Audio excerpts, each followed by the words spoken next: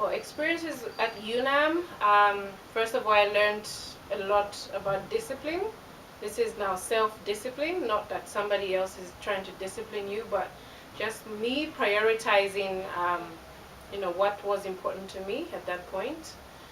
The second experience, something I learned from UNAM, I would say I became quite selective with my friends.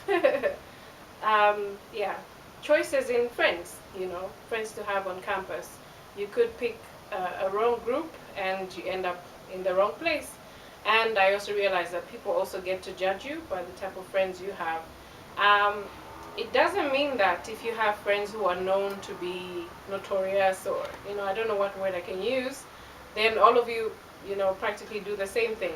I had to learn to also ignore certain things that people would say about my friends, and accept my friends for who they are. And yeah, of course, when people are giving you advice, you learn to see the good advice, and you learn to be selective of what you would take as good advice and what you would leave out.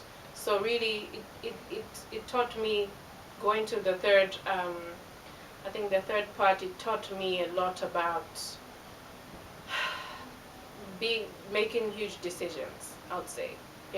Being the one to make my own decisions.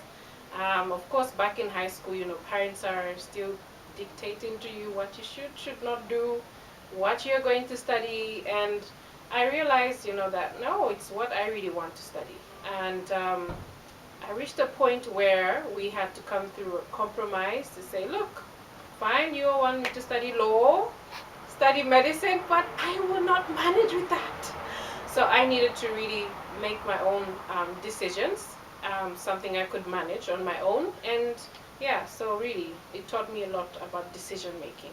And finally, it taught me a lot on how to be a bit more conservative, in the sense that, when you have money, for instance, to spend on something that you really want, I really had to sit back and say, okay, what do I really need and what don't I need?